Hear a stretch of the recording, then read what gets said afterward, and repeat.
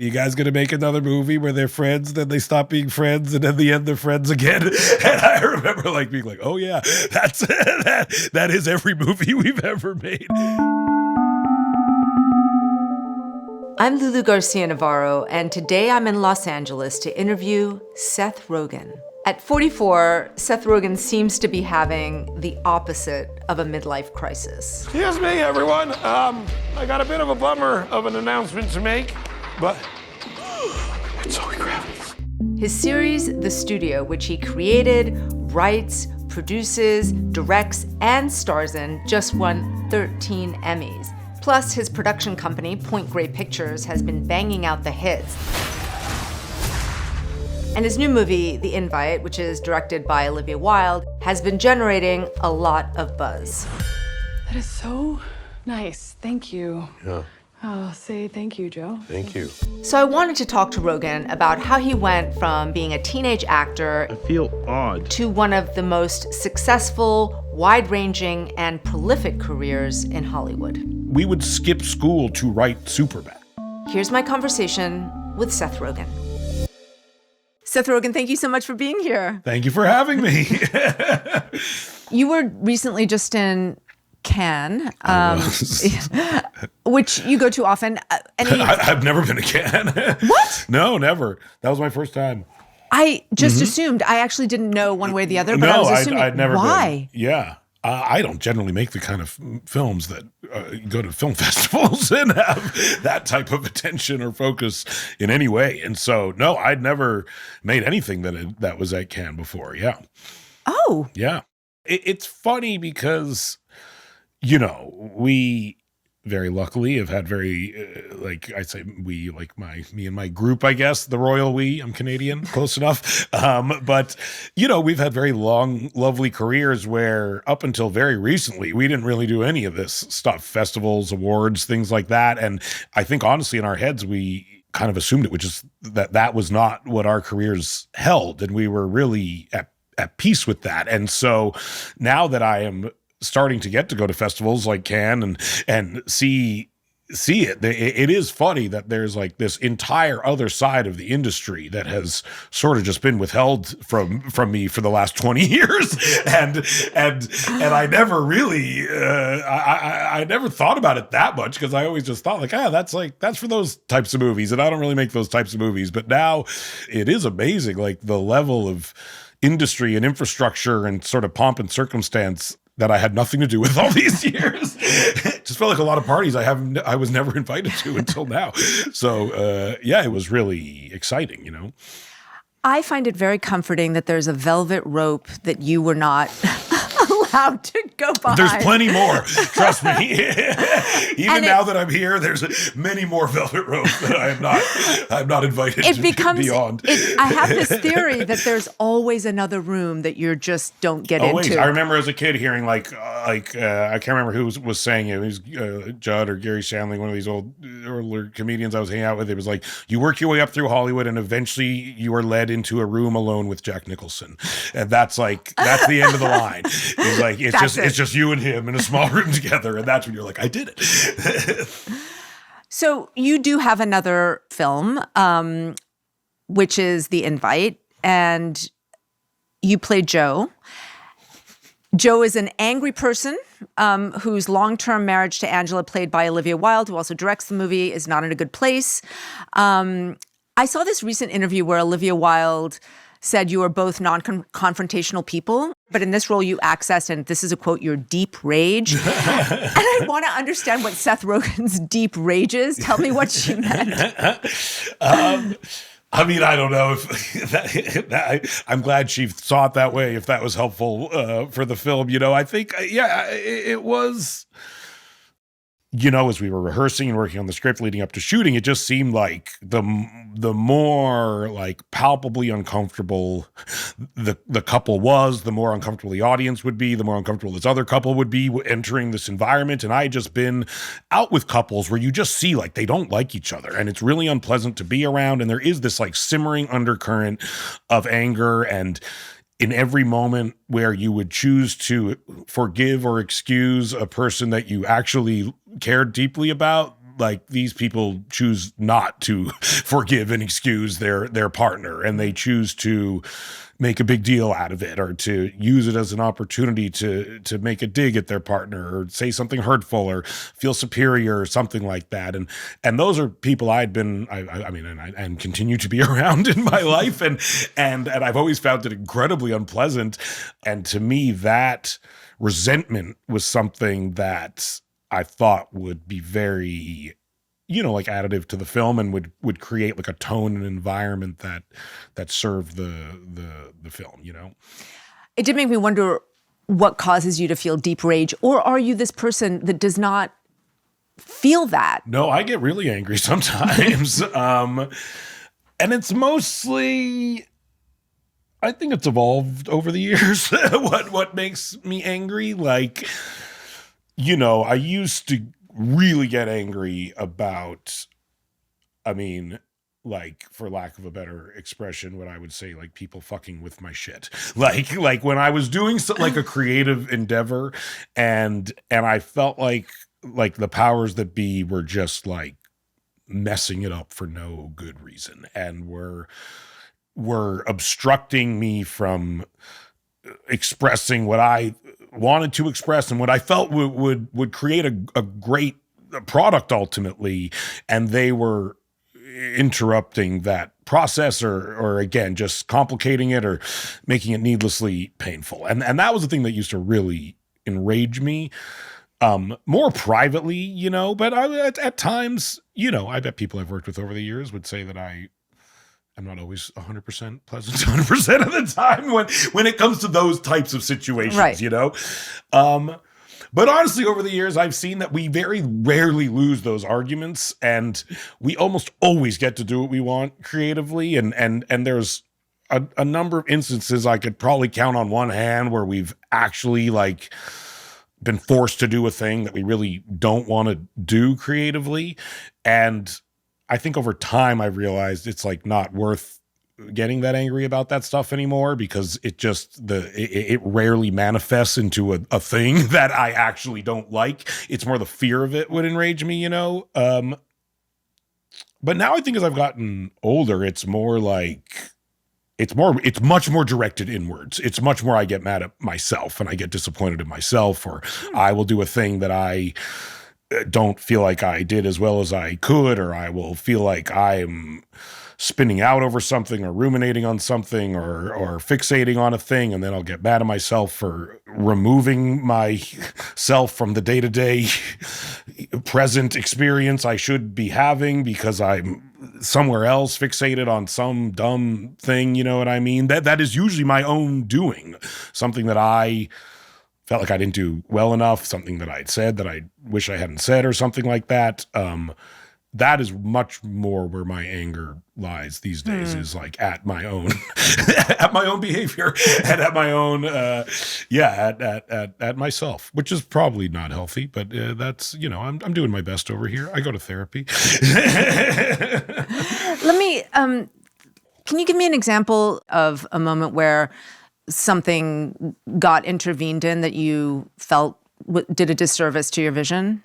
It's been a long time, honestly. Like, and the whole reason we became producers and made a production company, which was like 10 years ago at this point, I think maybe more, was to like insulate ourselves and really try to protect ourselves from that happening, And do you think good work cannot come by committee? Is that like... No, I have a very strong committee, like, right. and I have a partner specifically. Like, I am amazed that good work comes from any singular person. I need sounding boards, and I'm filming the studio right now, so I'm very like in it. But like, I just see that like, the team we have on set, our cinematographer, our editor, our writers, the production designer, the costume people, the camera operator, like these people make the show better. I think at the end of the day, and I say this all the time, like the hardest part about being a director for me is when is when you are the only one who thinks a certain thing. And when everyone's looking at you like you're crazy and you have to be like, no, this is what we're doing. Because ultimately, like, I'm the one who has to live with this at the end of the day. And if I don't do the thing that I really think is right, even though everyone's looking at me like, I don't think this is right. And 99% of the time, the committee's in league. And then 1% of the time, me and my partner are standing there and everyone's looking at us like we're crazy. And we're like, this is what we have to do.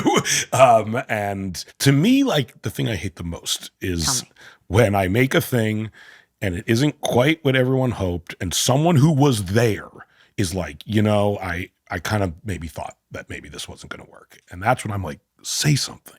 Like, you were right. Say something. Not like, I wish you had said that, because you would have made me see something that I wasn't seeing. And if you had said that, then this would actually more reflect what I want to be putting out in the world, not less reflect that, you know what I mean? And so that is something I like just recognized over the years, like is really valuable, like to me personally, You know what fills me with rage?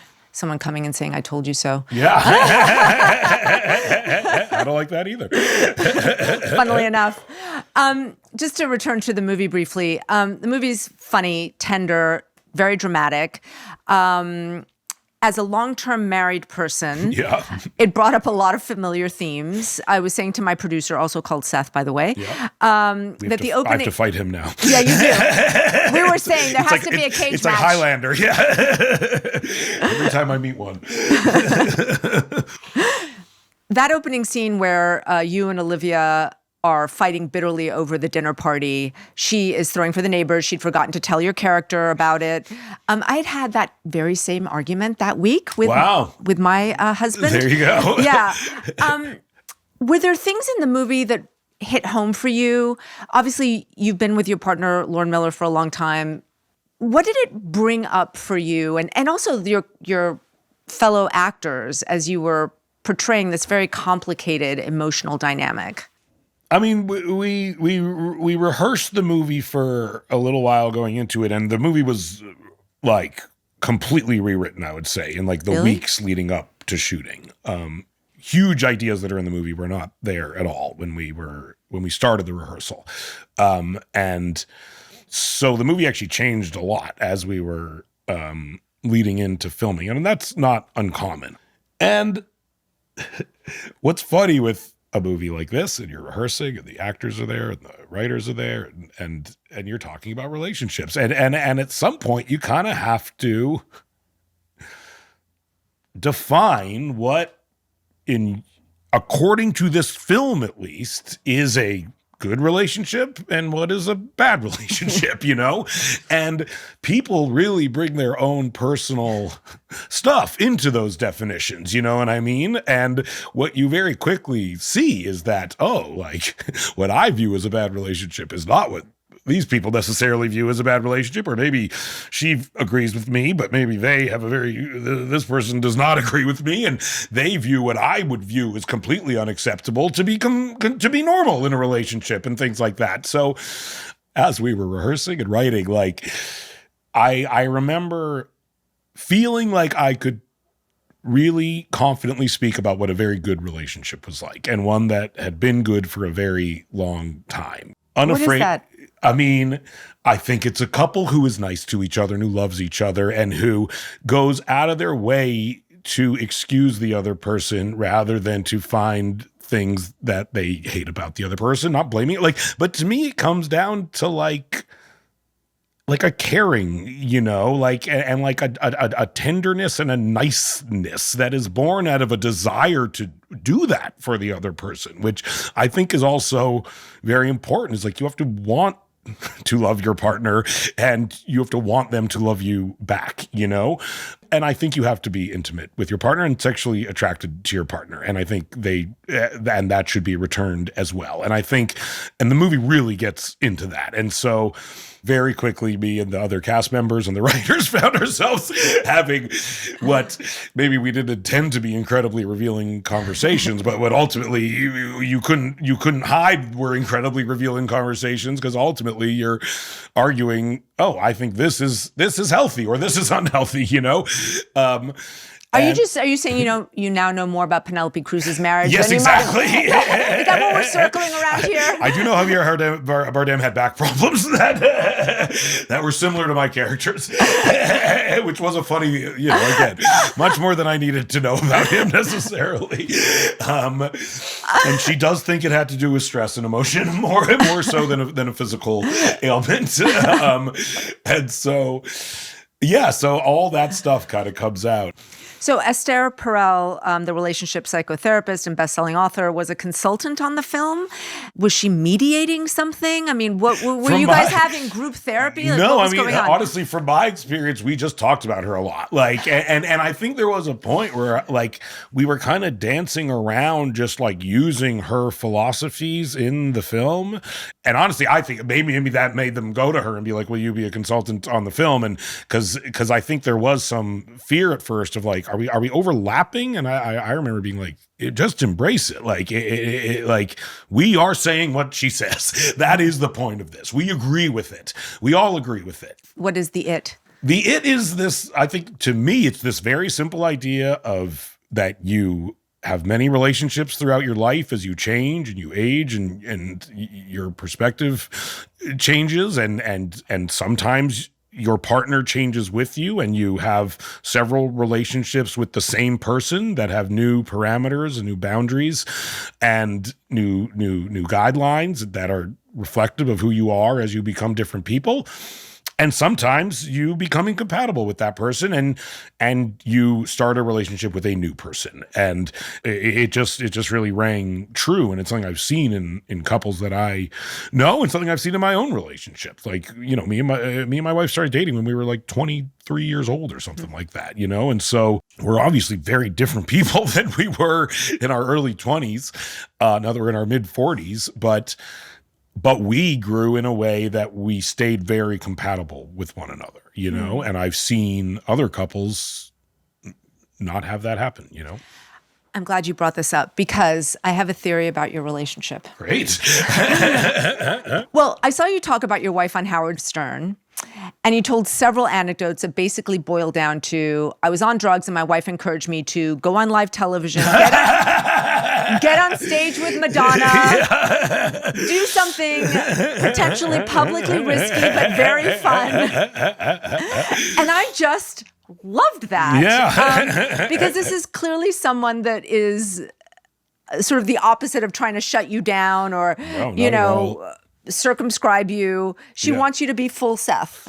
She does, yes. And at times will also tell me maybe it's too much Seth. I'd say in a very good way. And it's honestly like when we were making the Neighbors movies, that was like a lot of the dynamic between me and Rose Byrne came from conversations with me and Lauren. Welcome to the neighborhood. That's the gist of all that. Where it was like she's not like the naggy woman who's trying to shut down the fun. Like me and her love doing the same stuff. And if anything, yeah, she's like encouraging it, And so we've always, I think in a great way, like fundamentally been on the same page as one another and like to do the same actual things with our day as one another, which I think is also just a thing that like you see is like, oh, this couple like just doesn't want to spend their day doing the same thing anymore. And then they used to, and now they don't. And now like she wants to do this, and he wants to do this, and they might still care about each other, but it's just like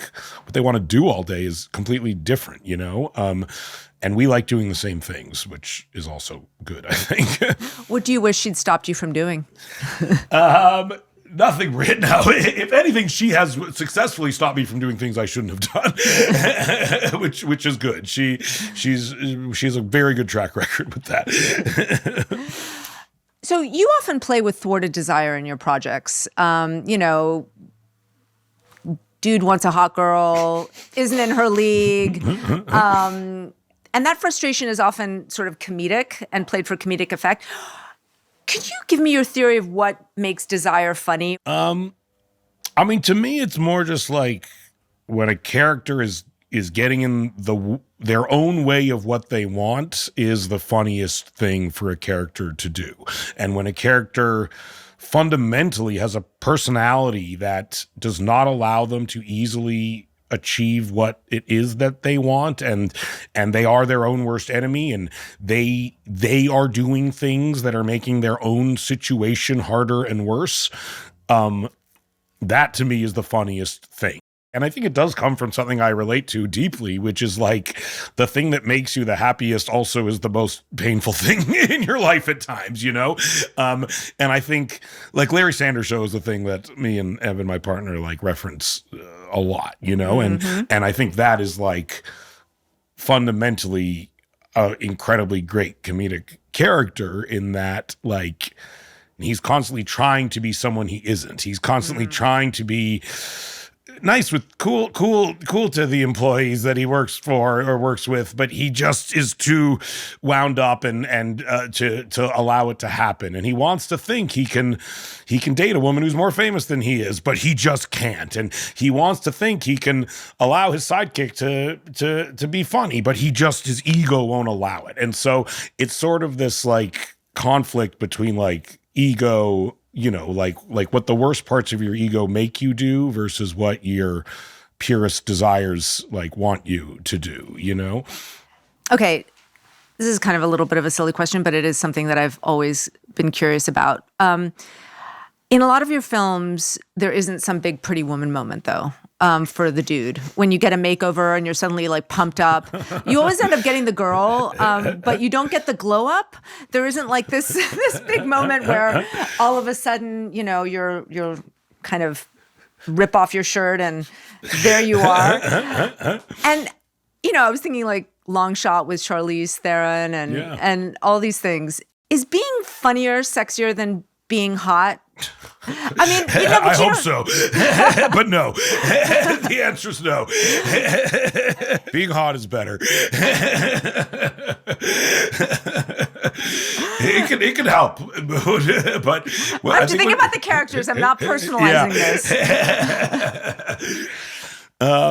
It's funny, like when we were making movies when I was younger, that the joke I was always making as we were making them is like, oh, like my guy's going from wearing like a t-shirt to a polo shirt. Like that was always like the arc. Like, oh, he got a buttoned up shirt. Like, wow. And even then I could recognize kind of like the silliness of that and how superficial it all was, you know? So I think more so as we got older and we were, you know, making more of these types of movies, like that more became, I think the idea is like, it shouldn't be some like superficial thing, you know, a movie like Long Shot, it should be like fundamental character things that are evolving and changing and they're influencing one another in a way that isn't, you know, just how they look and dress, but it is more like as people, they are enriching one another. You know what I mean? Since I've known you, you've cared about this, and now you're just gonna get rid of it? I'm trying to compromise here for a bigger goal. And so, yeah, I think that's kind of more where that type of thing came from. But like, truthfully, I don't make that many. Like, I haven't made a romantic thing in quite a long time. Yes, it's true. It's true. Yeah.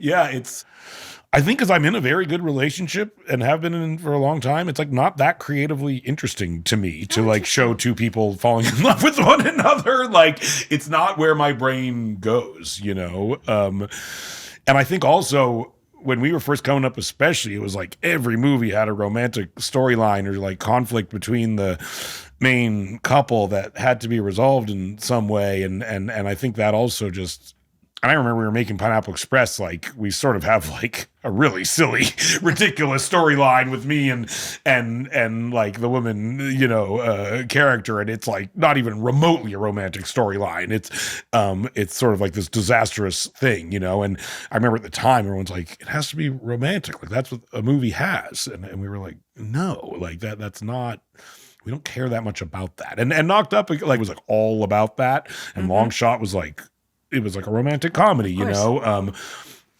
But I think, yeah, to me, it was either more interesting to like fully explore this dynamic or not explore it at all and not have it be like an obligatory part of our things. And it's why, honestly, guys, we're making the studio now. It's like, there's like no romantic storylines on the show. Unless we're certain, not really. Like a little, kind of, but like not. I mean, really. your dating life is a part of the comedic stuff. Yes, it's in one episode, and it's like, and the whole joke is that I can't date. You know what I mean? And so, other than that, it's not like a thing we're tracking. Is like Matt's dating life. Like it's sort of like a non.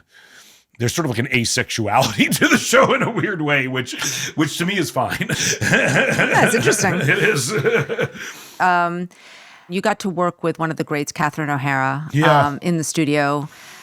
How did you experience that loss? Did you have any particular memories of working with her? Any good Catherine O'Hara stories? Oh, I mean, so many. Like when we first conceived of the show, like she was the one that we wanted on it more than anybody. Like, and to me and Evan, she was like a god to us, especially as Canadians.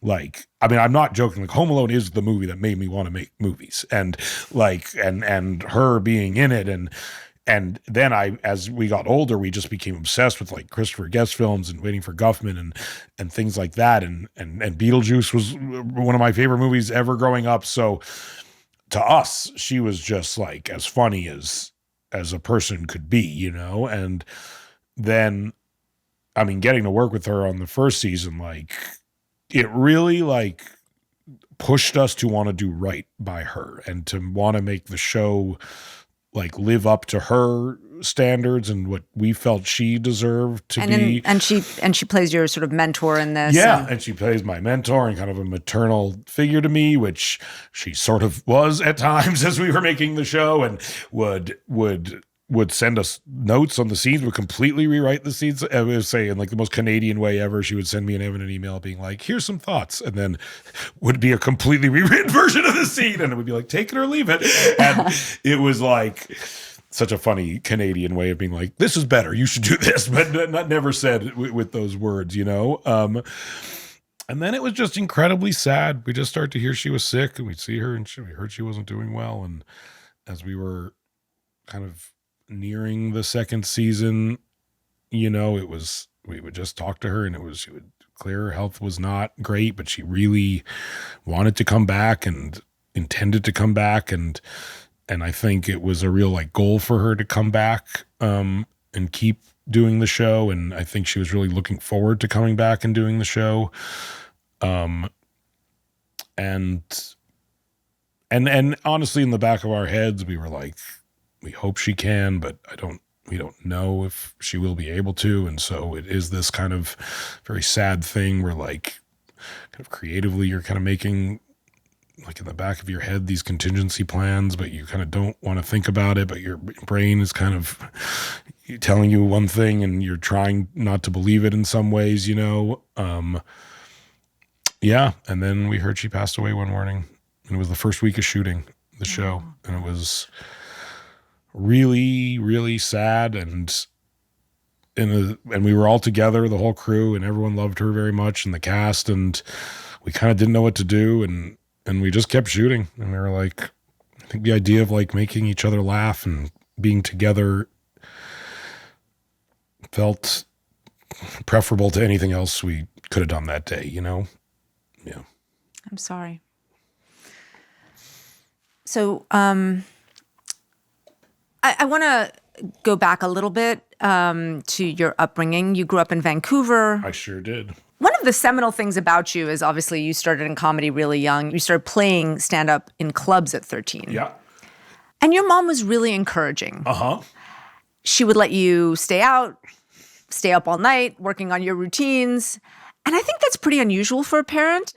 Were there ever moments of tension with her about it, that you wanted to do things that she wasn't letting you, or was she just letting you kind of open that door and walk through it?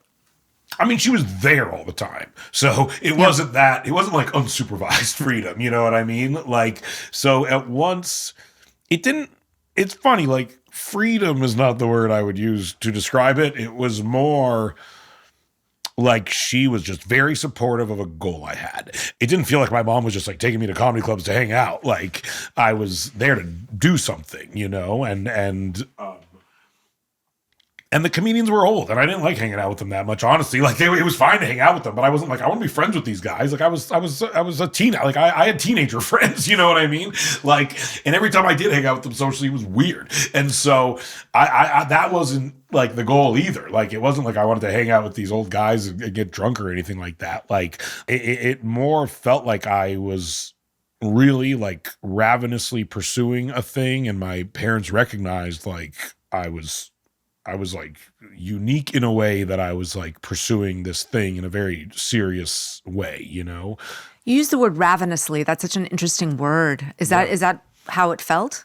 Yeah, I think for sure one of the reasons that I think, especially from a young age, like managed to work a lot was because I like, yeah, had like a like a real hunger for it and was willing to really put in a huge amount of time and energy in a way that I assume maybe like teenage athletes would, you know, but for me it was this, you know, and I loved it. And like when me and Evan started writing Superbad together when we were 13 or 14, like it's all I wanted to do. Like I wanted to we would skip school to write Superbad. And I think even my parents could probably see like, oh, like he really likes this and he is really motivated to try to succeed at this, not in like a cute kid way, but in a way that felt real, I think, you know? Do you look back and think it's weird that you and Evan connected at 13 Yeah. in this? No, but it has just been this incredible partnership. It just seems to me that two boys who connected so fundamentally and had so much talent were able to be at the same place at the same time and keep in touch. Yeah, we marvel at it all the time. Like it's not lost on us that it's sort of a miraculous thing. I think it was like two people with like a little spark met, but then together we became like a singular kind of creative entity in a lot of ways. And like our brains weren't even like fully formed when we met. Like our brains, our creative brains really formed around one another. And like, I think that's not like any small part of why we work so well together and why we continue to work so well together is because we started like a very young age together, and there became like a cohesion in thought that was really like it's impossible to replicate, I think, because like we truly grew up with each other and watched movies together all the time, would talk about them, first started to learn to write dialogue together and to experiment with that together and to try to structure a story together. And so inherently, like what I think is good story structure is what he thinks is good story structure. What I think is good character development, he thinks is good character development. And what I think is a good way to write a scene, he thinks is a good way to write a scene because we came up with it together. You ended up moving to LA at 16 to star in Freaks and Geeks after an open casting call in Vancouver, where you got the part. And, you know, one of the things that is also really interesting is that you started financially supporting your family at 16. Yeah. Do you think that responsibility shaped your work ethic? I mean, you talk about like absolutely loving what you were doing, but that also feels like it might have been For sure, yes. something that felt like a big deal. I think I very much had like a fear of going broke and a fear of not having money. And a lot of my friends were much more well off than we were. And I would go to their houses and it was, it was like a real house. And like, I grew up in like a co-op, like in sort of, like a little like row, in like a little housing community. Basically, it was like somewhere between like an apartment and a condo, I guess. And yeah, I for sure, and we were never like, we weren't like going hungry or anything, but I could just see I was in a very different financial situation than everyone that I was kind of in my community. I'm sure that had something to do with my drive from a young age. Has that shaped how you think about money and success now? I think if anything, and this is probably not like the healthiest way to approach it, is like, I think I spent so much time worried about money when I was younger that now that I make more money than I ever thought I would. Like, I think like the gift I've given to myself is I never think about it. Yeah. Like I almost never think about how much money I'm spending or making.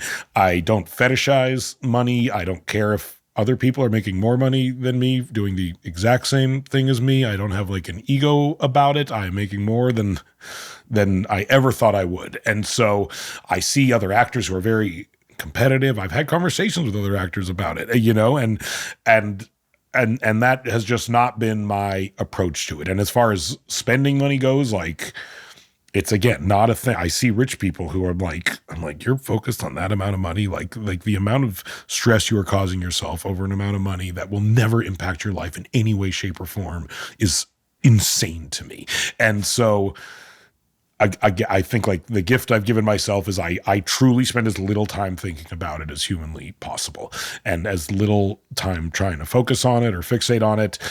I try not to be overly principled about it. If I feel like I'm getting charged more because of who I am, I'm like, yep, that's the way. If you're going to charge anyone more, it's probably me. You know what I mean? And that's the way the world works. I try not to be philosophically, you know, up in arms about my own, you know, financial situation in any way. I don't care if I'm getting ripped off a little. I don't care if I'm overpaying for things a little, honestly. Like, I'm not, again, and I'm around people all the time who are rich, who are trying to get deals and trying to get a break and trying to get trying to feel like they are makes them feel special or something more. It's funny. Like, there's this, I read that Going Clear book. Every once in a while, you know, like you read like one sentence and it like snaps your whole perspective into place a little bit. And I remember reading that book about Scientology, and there was just one sentence in it about how famous people tend to do a thing where if they aren't treated in a certain way, it makes them think they're not as talented as they wish they were. And it's like, if I go to a restaurant and I have to wait 20 minutes for a table, instead of them just seating me right away as they are the famous person next to me, is it because am I not as talented as I thought I was? Am I not as good as I thought I was? If I'm trying to get into a party and they don't just let me in and I have to wait in line, like, does that mean I'm not as good a writer as I thought I was? If I'm not getting a deal, if I'm not getting the best hotel room and I go next door and someone has a nicer hotel room than me on the press tour, does that mean that I'm not as good an actor as I thought I was? And I think that is how a lot of famous people interpret how they're treated. And they think that if they're not getting the best treatment, they aren't as skilled as they wish they were, as they thought they were. And that was a thing that I realized when I read that. It's like, oh, it is tapping into some deep part of me that makes me worried I'm not as talented as I want to be, or as I wish I was, or and that's it. And because that's like the thing you fear the most and is the most potentially painful. How did you work through that? Because obviously you said you felt that at some point and then it changed for you. Honestly, as soon as I read that one sentence, it started to shift for me, and I started to much more easily identify in myself when that was happening, and I was able to sort of, I think, shift my behavior pretty quickly in the wake of that. Yeah. Once you've moved out of that, how do you define your success? What are the metrics by which you say, you know what, this is good, I did well, I'm okay? I mean, I wish it had nothing to do with how the work was received, but it for sure doesn't. Like that is definitely a part of it, you know. Obviously, and I think that is the thing that most artists feel the most conflict about, is like external validation versus like, did I do what I wanted to do? But the truth is, if my work isn't received well, then I didn't do what I wanted to do, because I want people to like what I do and to enjoy it. And especially when you're making comedy, which I think is the hardest thing to make in a lot of ways, because you are announcing that you are going for a specific reaction. And with a dramatic film, you're not really saying that. You're kind of saying like, we hope you find it insightful or interesting or meaningful or sad or cathartic. But with a comedy, you're saying like, I want you to laugh. And if you don't, I've failed. And it's also the making of it to me. Like that has to go a certain way. And that has to be a certain process, I think, in order for the work to be successful. And I think like the day-to-day of it has to be,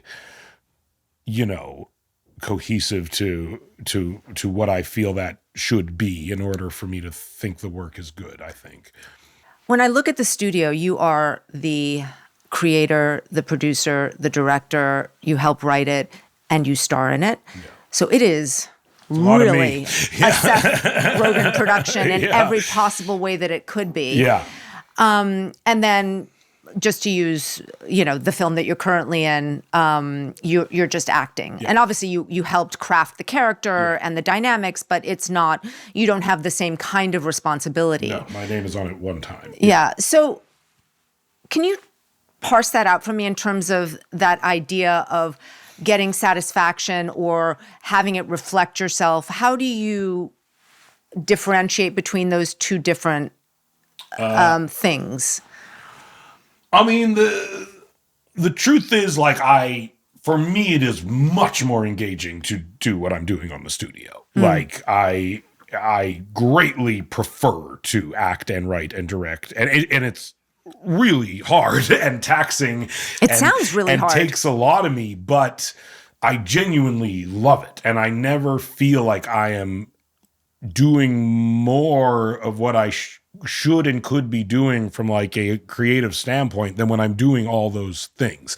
And when I'm on the set of the studio and I appreciate the crushing pressure and the focus and what is required of me in order to do all those jobs well. And when I am able to actually do them all well, I feel a level of creative satisfaction and gratification that I will never get from just doing one of those things, And so if I'm going to act in a thing, it has to be a thing that I feel like I would really love the product of, a movie that if I saw it, I was like, oh, like, that's the exact type of movie I love to watch. And so like being in The Fabelmans, Steven Spielberg, etc. Yes, a thing like that. You're like, of course I'm going to work with Steven Spielberg and it'll be educational and I then put it on myself to really like extract everything I can from the experience as well. And even if I'm acting for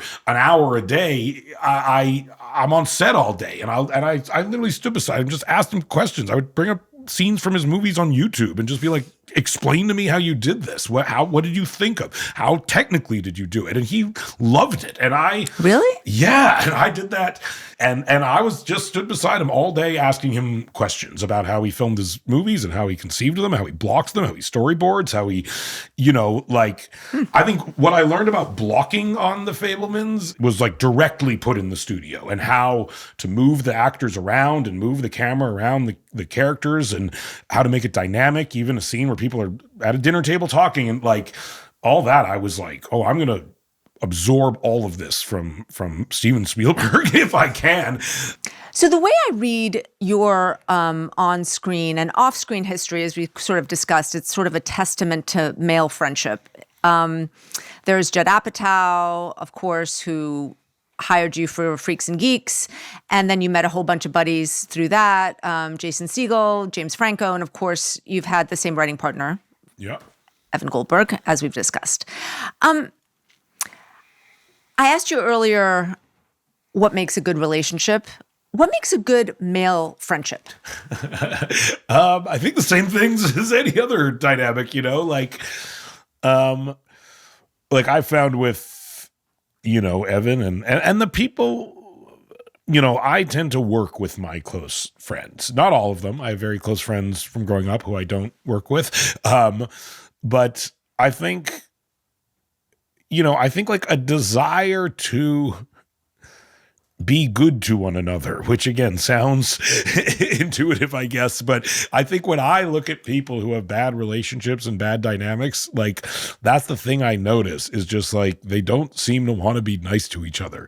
And they seem to be looking for every reason to not be nice to each other. And I think it comes down to like, do you like this person, you know? And I come from a world, where it's like, it was not like a macho sports oriented like environment. Like, you know, I come from a world where like everyone's, you know, parents were in therapy and, you know, like I'm from the Pacific Northwest, you know, we were ahead of the curve on a lot of that stuff in the 80s and 90s. And so I think like, I come from a group of friends who were very like communicative and open and not afraid of sort of sharing what they were feeling with one another.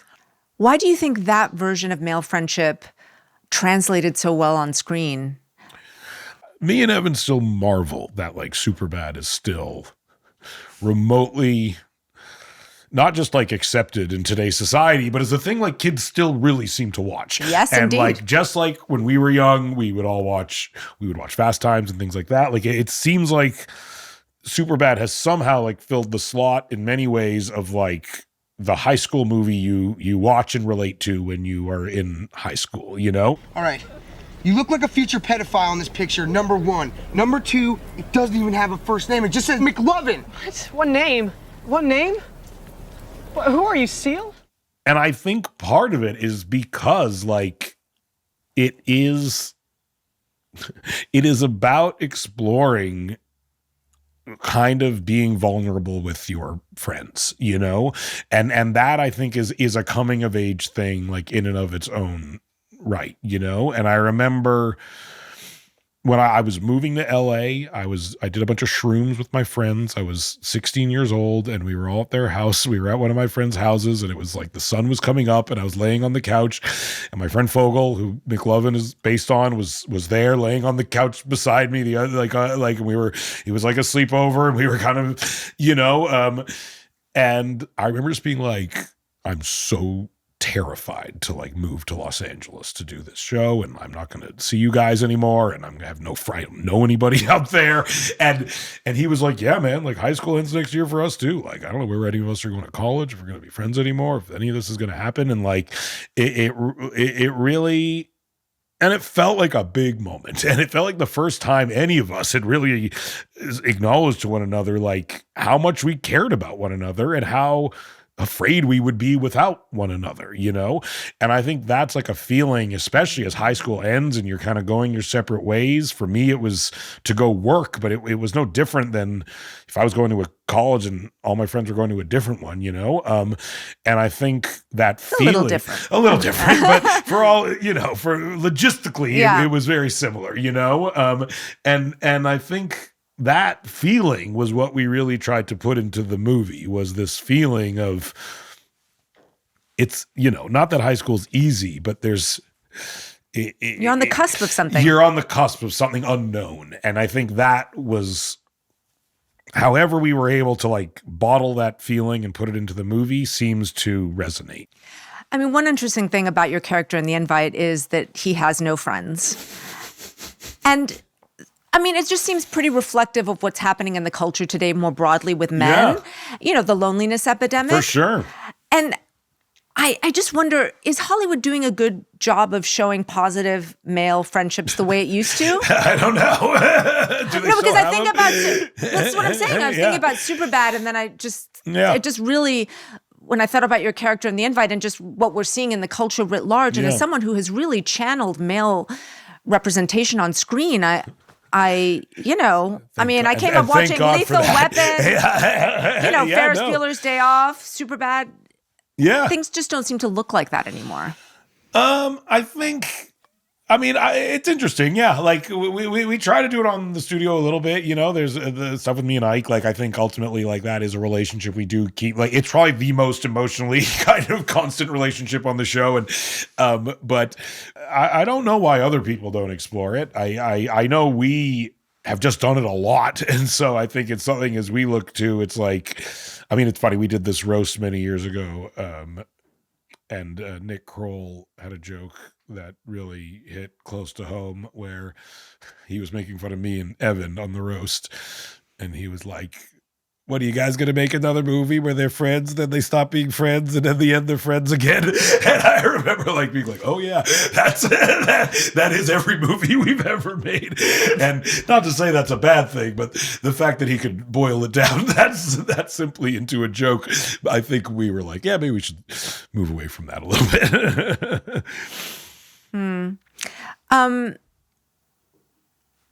I'm going to ask you about a friendship that you did have a public break with, which was your friendship with James Franco after allegations of sexual misconduct were leveled against him. I am curious about how you worked through that decision, and did that change the way you think about friendship at all? I mean, I'm trying to think how much I want to personally share about this. I understand that.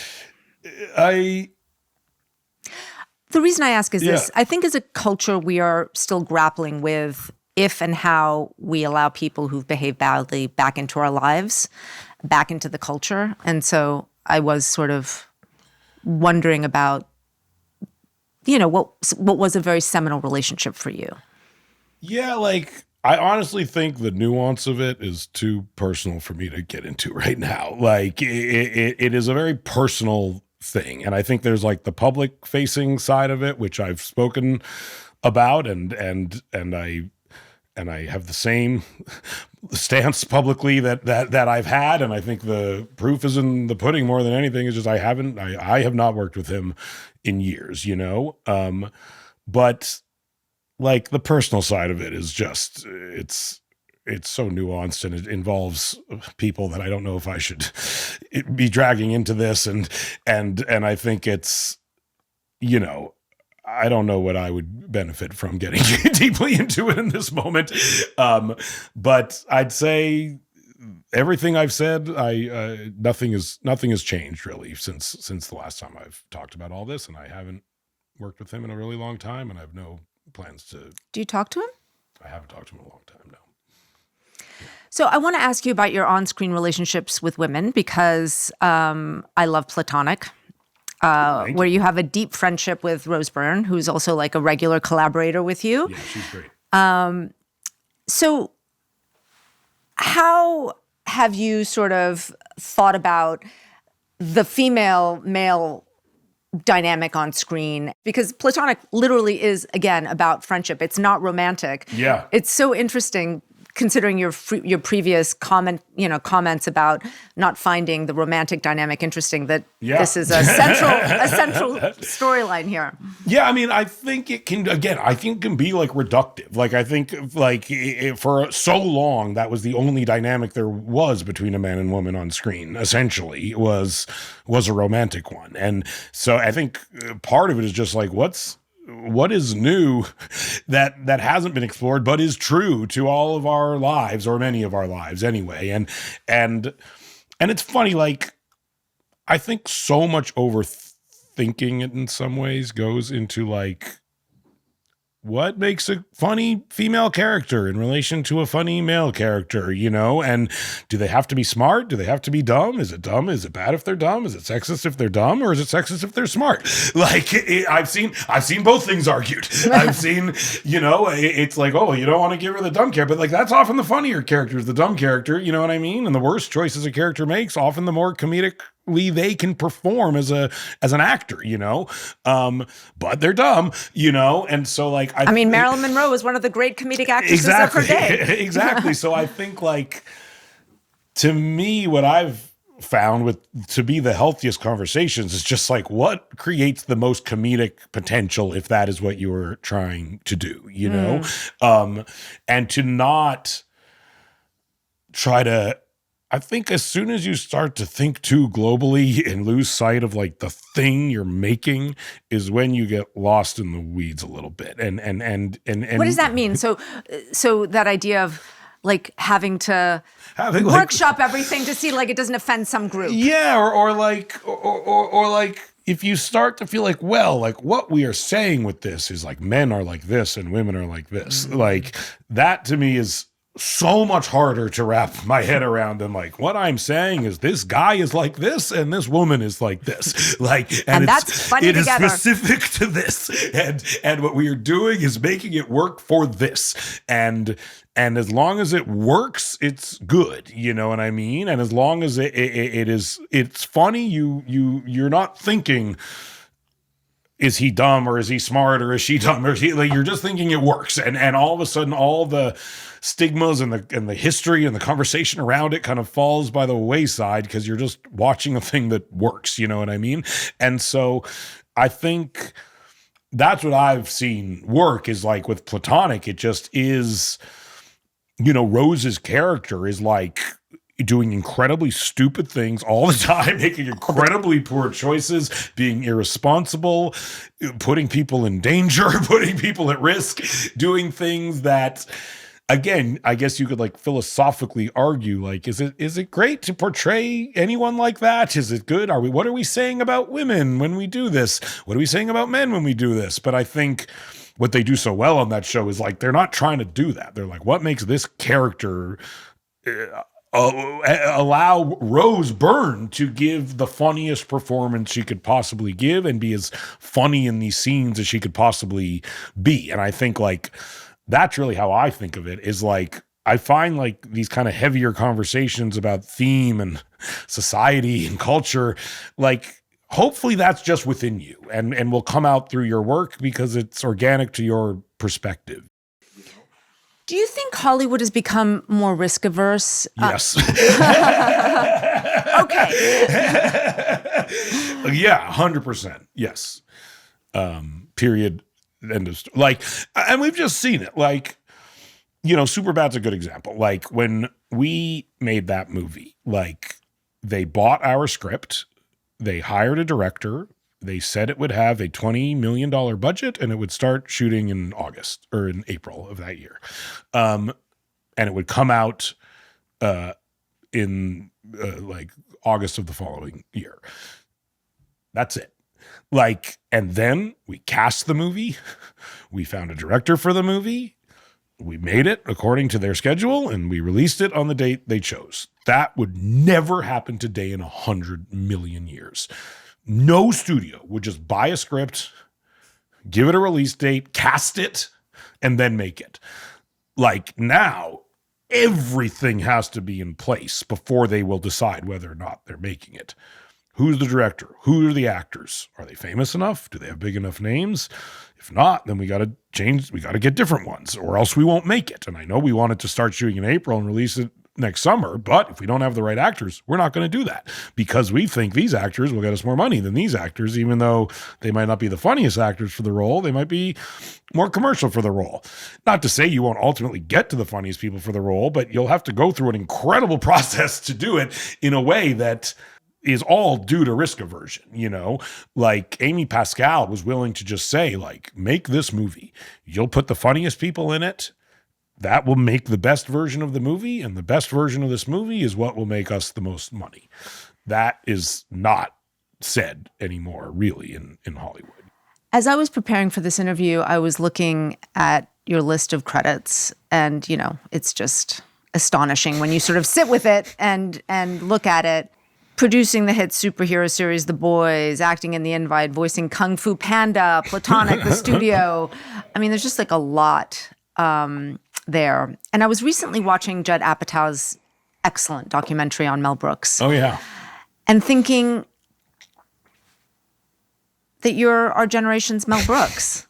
I mean, you've already made comedies that have sort of defined a generation. You're only 44. I mean, is he someone that you've modeled your career on? Honestly, I love Mel Brooks. I'm more modeled my career off of like Harold Ramis and, you know, and I would look at like, you know, not professional, you know, not on a personal level, but I was my parents loved Woody Allen movies when I was a kid, you know, and I was sort of inundated with like Hannah and Her Sisters, and things like that. And I love and Mel Brooks. I mean, I like, it's funny, like Spaceballs. Like I watched Spaceballs before Star Wars probably 100 million times, but I never, what's funny is I never had like too close of a plan or too specific of a goal, or I never looked at anyone's career really and was like, I want that career. I think from a very young, I think when I was in my early 20s, I sort of surpassed any expectation I could have had for myself in many ways. And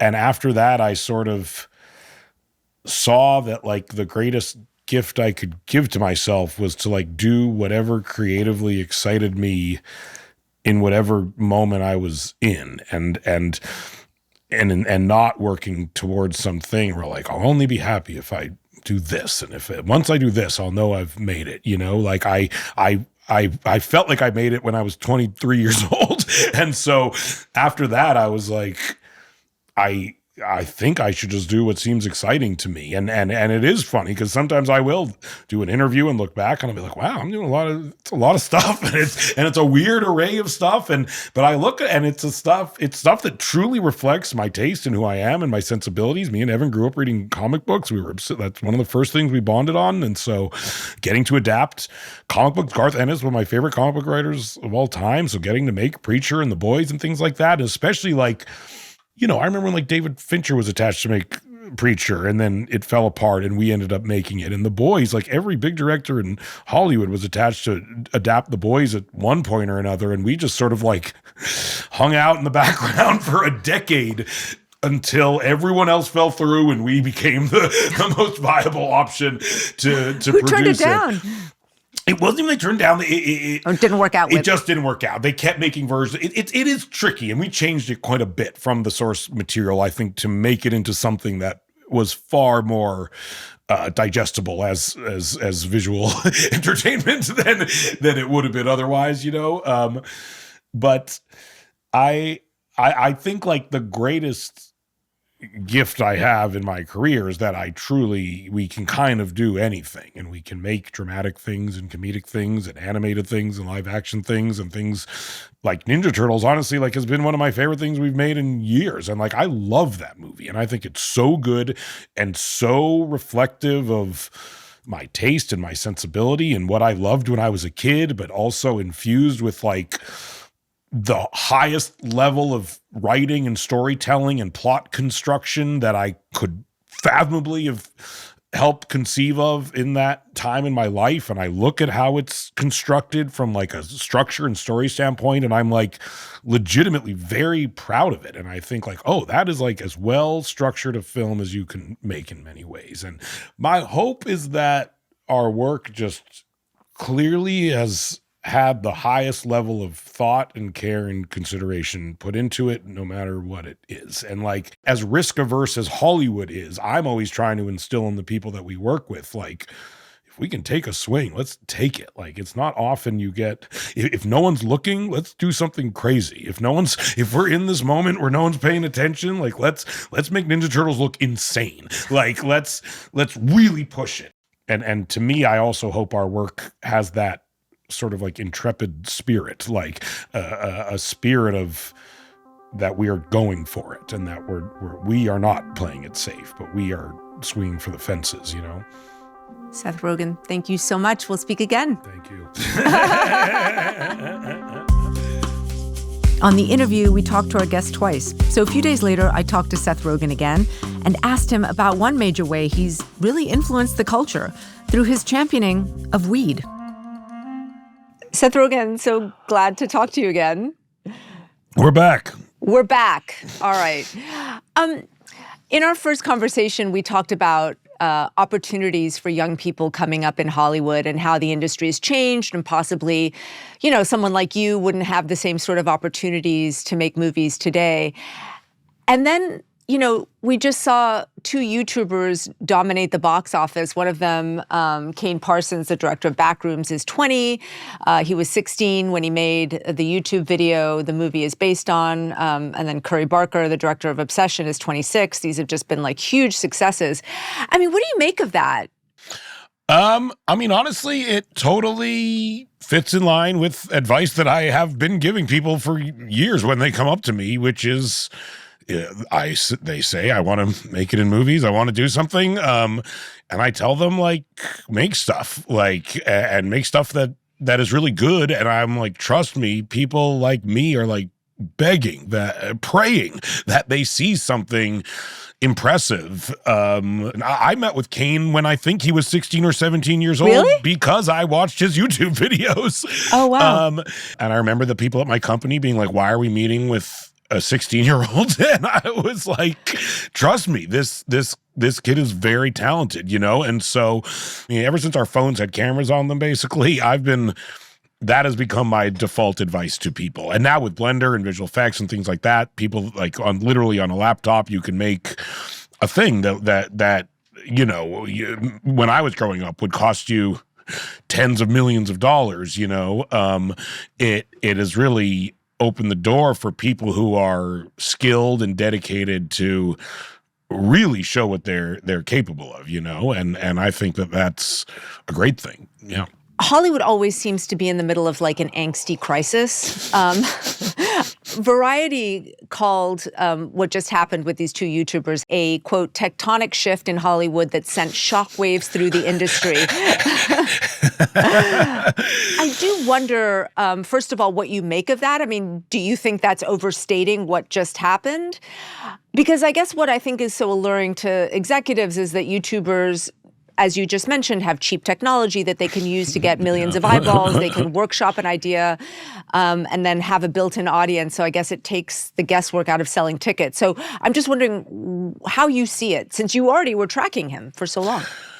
Yeah, I mean, I don't know if like online engagement necessarily translates into like ticket sales.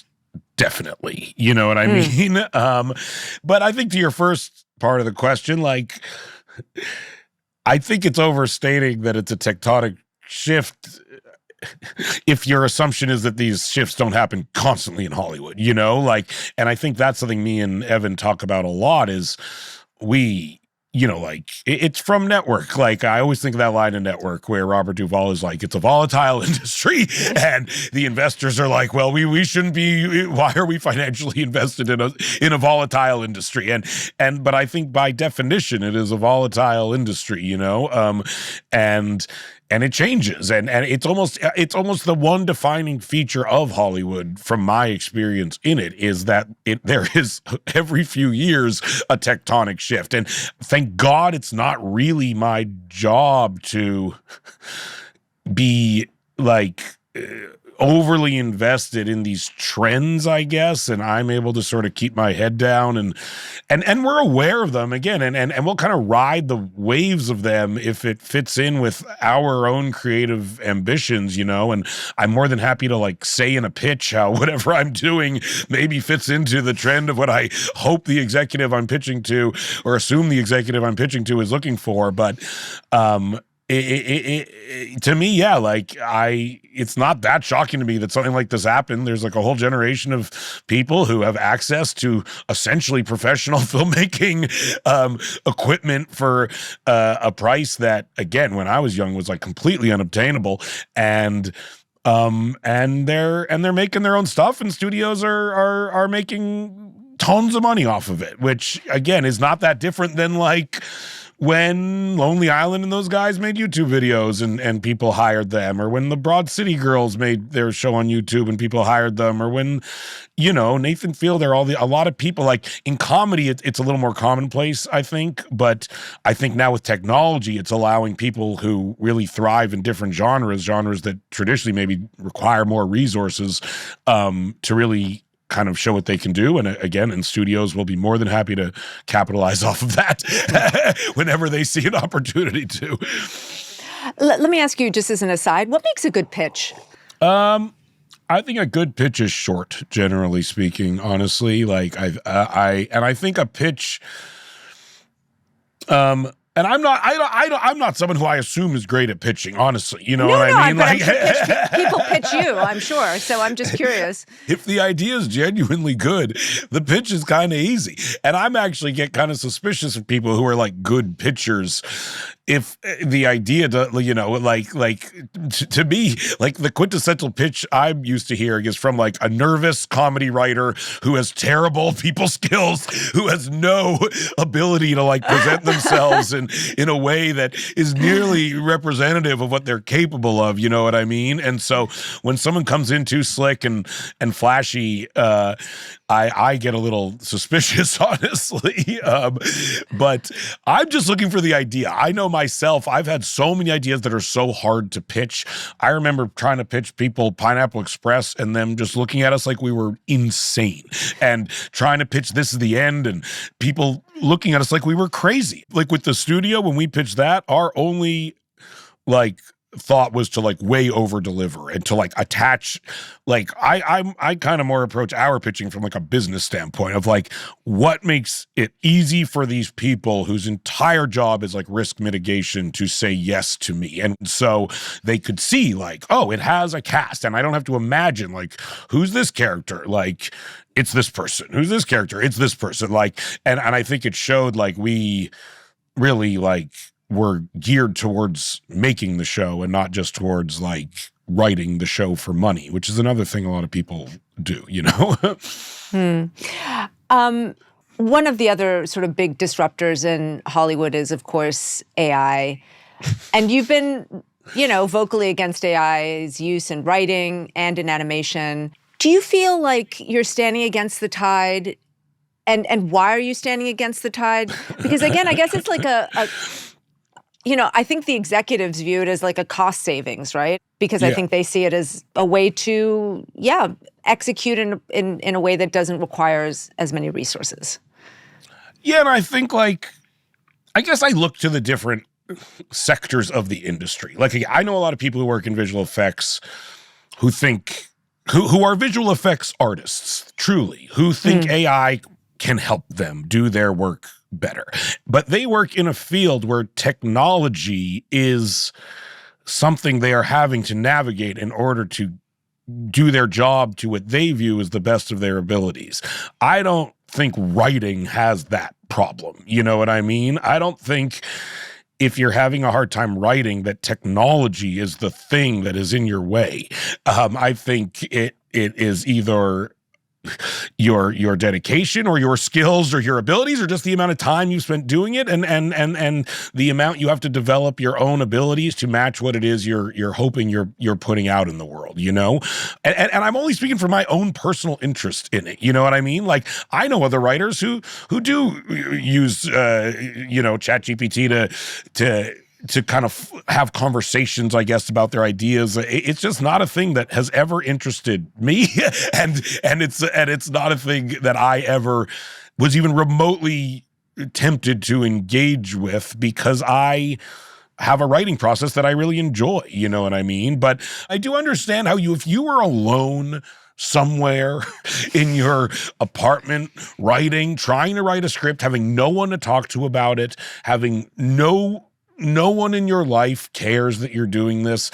I definitely understand the temptation to use a like artificial intelligence as some sort of sounding board because working alone is very hard and scary, you know? But I think I would advise people to seek out some sort of creative community, and even like the worst person you know who has any interest in writing is probably more helpful to you ultimately than some like artificial intelligence program to talk about your writing with. You're not going to have an Evan AI bot to be exactly. All right, hard pivot. As I mentioned, you were on Howard Stern, where you told a lot of stories about drugs. Yeah. And you said the only time that you were drug-free was on a trip to Singapore, where drugs are illegal on penalty of death. And I really was curious, because you didn't describe the experience of what it was like not to be high for the first time since you were a kid. It was fine. It's not that weird. Like, It was fine. I go straight, like, it's not like in my day-to-day life, I am not in a position where I can just smoke weed literally all day, every day at all times. Like I, last week we were filming in some skyscraper downtown. I couldn't smoke weed in there. And so I went all day without smoking weed, and it's pretty, it's not like I'm freaking out or anything. It's just, I'm a little happier if I can smoke weed all day. That's all. Yeah. I mean, you've helped normalize cannabis use. When I think about Pineapple Express to today, it's been a complete sea change. Yes. And I think it's a real testament to the cultural impact of your work. Was that an explicit aim or just sort of a fortunate byproduct? I'd say it was sort of a specific aim, but a very like personal one. Like, I don't think our goal was like, if this works, we will change culture's view on weed. I think it was more like, we don't like how we are stigmatized as people who smoke weed. And I think the ultimate way to kind of show that people who smoke a lot of weed are not who you think they are is to really proficiently make an entire movie about people who smoke weed, implicitly by people who smoke weed, that is for people who smoke weed, but is actually like has the thought and care and consideration and technical kind of acumen put into it that like any real Hollywood movie has. And I think to us, that's kind of what had never been done before. Friday is probably the closest one, and I love that movie. But even that was sort of like a very, I think they made that movie for like almost no money. It was a very small movie, and I think that movie kind of had an outsized impact. But we were really kind of on a personal level trying to be like, what if we made like a real weed movie, and people saw that like it wasn't this like outcast thing for idiots. It was a thing that could be as mainstream as anything, And we were shocked when it was so embraced, honestly, in that today when I go to the weed store, the fact that there's like Pineapple Express weed that exists is like so funny, I think, and like a real direct kind of descendant of the movie. And I think the fact that that it was a weed movie and even when we were promoting that movie, like it was not easy. Like, I remember going on TRL, which dates this story, and like really literally right before I went on, they were like, oh, and you can't talk about weed at all. And I'm like, I'm here to promote a movie. Like, the movie's title is weed. Like, what am I going to talk about?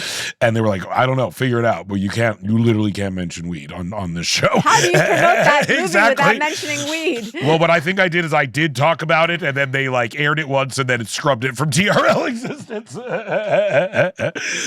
Yeah, it was tough. Okay. Before I say goodbye, you're filming the studio today. Anything that you can say about the new season? Anything at all? I don't know. I can say it is far more ambitious than the first season, and I honestly, like, there's been many times I've been on set this season, and I've been truly amazed at what, in a way that has offered me a lot of gratification and pride. Like, I've been amazed at what we've been able to pull off, and the people we've been able to talk into doing the show, and the people I've gotten to work with. I've watched the episodes, and I really feel as though I'm pushing myself more and more. I'm excited and nervous for people to see it, but as we make it, it feels like we have, tried to up our game, and there are moments where I really feel like we are doing something that I'm very proud of. Yeah. Seth Rogen, thank you so much. Thank you so much. Good to see you again. Good to see you too. Bye. Bye. I'm Lulu Garcia Navarro. And I'm David Marchese. And we're the hosts of The Interview, an audio and video podcast from the New York Times. Every week, we interview fascinating and influential people from all walks of life. Subscribe to our YouTube channel so you'll never miss an episode.